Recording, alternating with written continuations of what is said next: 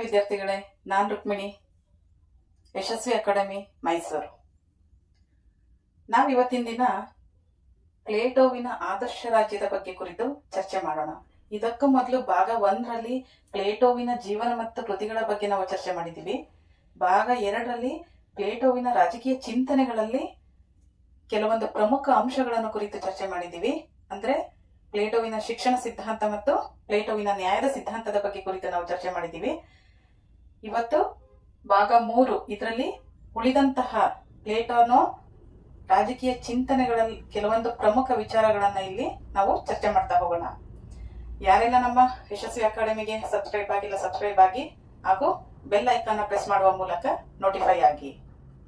ಈಗ ಪ್ಲೇಟೋವಿನ ಆದರ್ಶ ರಾಜ್ಯವನ್ನ ನಾವು ಅದರ ಬಗ್ಗೆ ಕುರಿತು ಚರ್ಚೆ ಮಾಡ್ತಾ ಹೋಗೋಣ. ನಿಮ್ಗೆ ಆದರ್ಶ ರಾಜ್ಯ, ಪ್ಲೇಟೋವಿನ ಆದರ್ಶ ರಾಜ್ಯ ಅಂದ ಕೂಡಲೇ ನಾವು ಕಣ್ಮುಂದೆ ಬರೋದು ಅವರ ಒಂದು ಪ್ರಸಿದ್ಧ ಗ್ರಂಥ ದ ರಿಪಬ್ಲಿಕ್. ಈ ರಿಪಬ್ಲಿಕ್ ಗ್ರಂಥದಲ್ಲಿ ಅವರ ಆದರ್ಶ ರಾಜ್ಯದ ಬಗ್ಗೆ ವಿವರವಾಗಿ ಸಂಪೂರ್ಣವಾಗಿ ಇಲ್ಲಿ ಅದರ ಬಗ್ಗೆ ಚರ್ಚೆ ಮಾಡಿರೋದನ್ನ ನಾವು ನೋಡ್ತಾ ಹೋಗ್ತೀವಿ.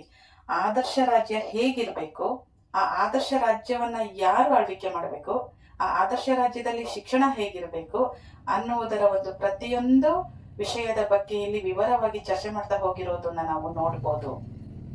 ಆದರ್ಶ ರಾಜ್ಯ, ಇವರ ಒಂದು ಕಲ್ಪನೆಯ ಆದರ್ಶ ರಾಜ್ಯವನ್ನ ವಾಸ್ತವಿಕವಾಗಿ ಜಾರಿಗೆ ತರೋದಕ್ಕೆ ಸಾಧ್ಯನಾ ಅಂತ ಹೇಳ್ಬಿಟ್ಟು ಇವರು ವಿಚಾರ ಮಾಡಿರೋದಿಲ್ಲ.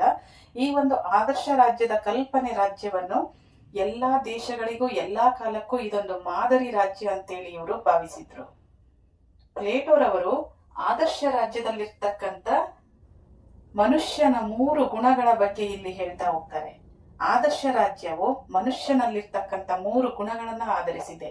ಅಂದ್ರೆ ಯಾವುದೇ ಒಂದು ಆದರ್ಶ ರಾಜ್ಯ, ಆ ಆದರ್ಶ ರಾಜ್ಯ ಯಾರು ಆಳ್ವಿಕೆ ಮಾಡಬೇಕು, ತತ್ವಜ್ಞಾನಿ ಅರಸರು ಆಳ್ವಿಕೆ ಮಾಡಬೇಕು ಅನ್ನೋದು ಪ್ಲೇಟೋರವರ ಒಂದು ಪ್ರಮುಖ ವಿಚಾರವಾಗಿತ್ತು.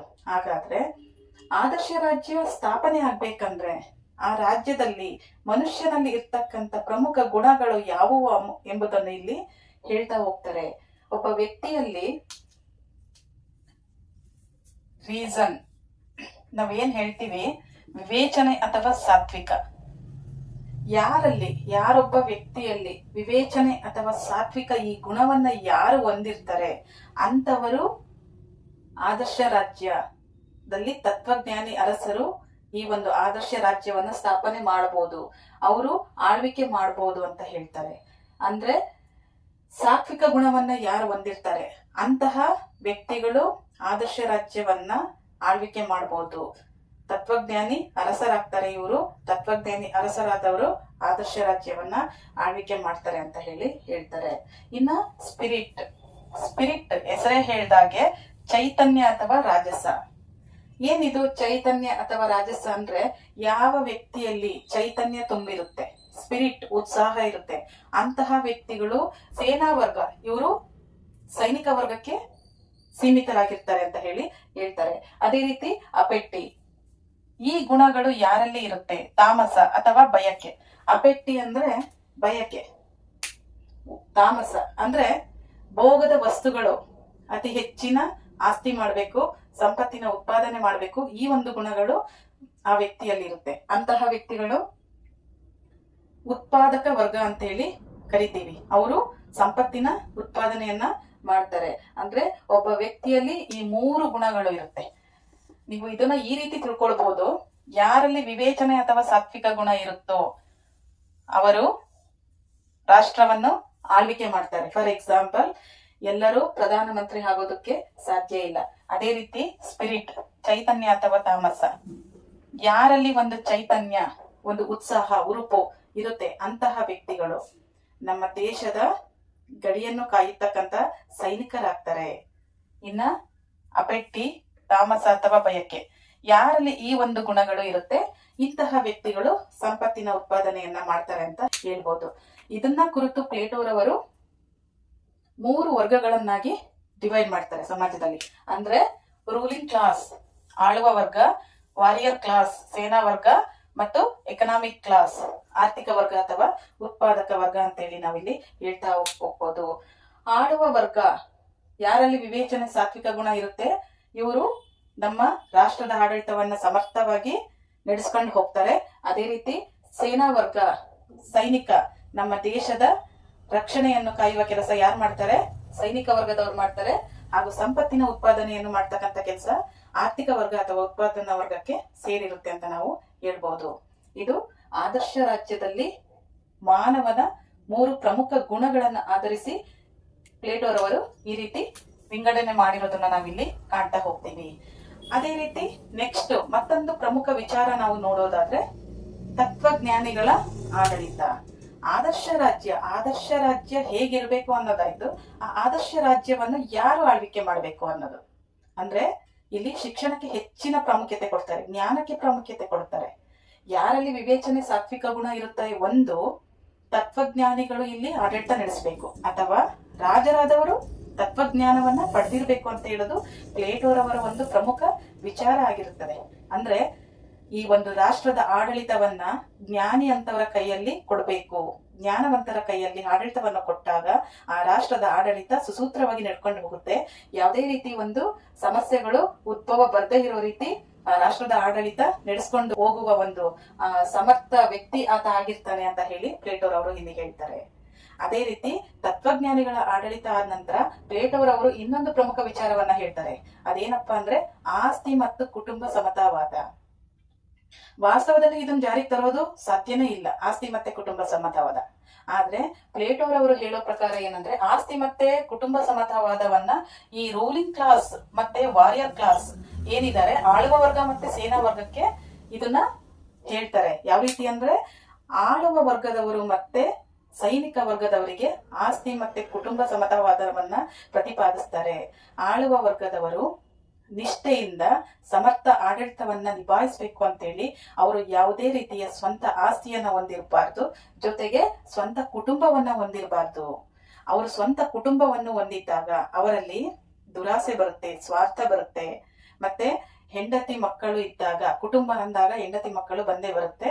ಅವರಲ್ಲಿ ಸ್ವಾರ್ಥ, ದುರಾಸೆ ಸೇರ್ಕೊಂಡ್ಬಿಟ್ಟು ಇನ್ನಷ್ಟು ಆಸ್ತಿ ಗಳಿಸುವ ಒಂದು ಸ್ವಾರ್ಥ ಮನೋಭಾವ ಬರುತ್ತೆ. ಇದರಿಂದ ಅವರು ಆಡಳಿತದಲ್ಲಿ ಸರಿಯಾಗಿ ಕಾರ್ಯನಿರ್ವಹಿಸೋದಿಲ್ಲ ಅಂತ ಹೇಳ್ಬಿಟ್ಟು ಈ ಆಡಳಿತ ವರ್ಗ ಮತ್ತು ಸೈನಿಕ ವರ್ಗದವರಿಗೆ ಇವರು ಏನು ಆಸ್ತಿ ಮತ್ತು ಕುಟುಂಬ ಸಮತಾವಾದವನ್ನ ಪ್ರತಿಪಾದಿಸ್ತಾರೆ. ಆದ್ರಿಂದ ಈ ಆಳುವ ವರ್ಗ ಮತ್ತೆ ಸೈನಿಕ ವರ್ಗದವರು ಏನು ಸೈನಿಕರು ಶಿಬಿರದಲ್ಲಿ ವಾಸ ಮಾಡ್ತಾರಲ್ಲ, ಆ ಒಂದು ಊಟವನ್ನೇ ಮಾಡ್ಬೇಕು, ಅವರೊಟ್ಟಿಗೆ ವಾಸ ಮಾಡ್ಬೇಕು. ಆದ್ರೆ ಇಲ್ಲಿ ಇನ್ನೊಂದು ವಿಚಾರವನ್ನ ಹೇಳ್ತಾರೆ.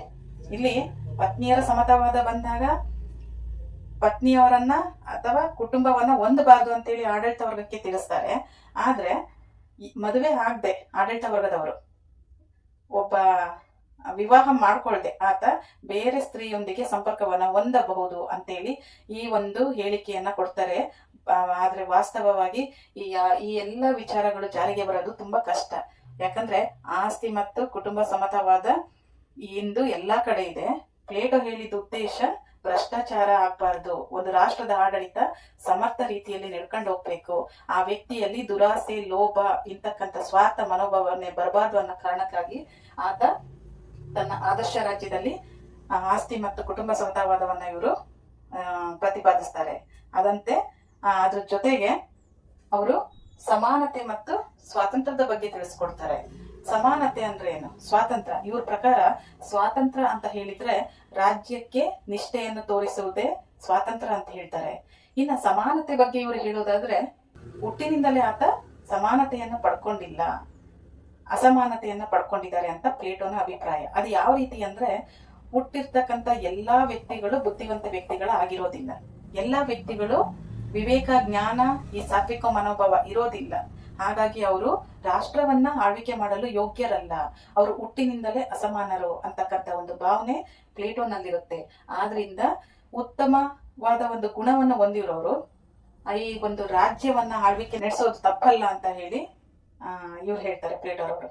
ಅಂದ್ರೆ ಪ್ಲೇಟೋರವರ ದೃಷ್ಟಿ ಏನಂದ್ರೆ ಉತ್ತಮರಾದವರು ರಾಷ್ಟ್ರವನ್ನು ಆಳ್ವಿಕೆ ನಡೆಸೋದು ತಪ್ಪಲ್ಲ, ಯೋಗ್ಯ ಸ್ಥಾನವನ್ನು ಹೊಂದುವುದು ತಪ್ಪಲ್ಲ, ಯಾಕಂದ್ರೆ ಅವರಲ್ಲಿ ವಿವೇಚನೆ ಮತ್ತು ಸಾತ್ವಿಕ ಗುಣ ಇರುತ್ತೆ ಅಂತ ಹೇಳ್ಬಿಟ್ಟು ಒಂದು ಸಮಾನತೆಯ ಬಗ್ಗೆ ಅವರ ಒಂದು ಅಭಿಪ್ರಾಯವನ್ನ ಇಲ್ಲಿ ವ್ಯಕ್ತಪಡಿಸ್ತಾರೆ. ನಾವು ಇದುವರೆಗೂ ಪ್ಲೇಟೋರವರ ಜೀವನ ಮತ್ತು ಕೃತಿಗಳ ಬಗ್ಗೆ ನೋಡಿದ್ದು.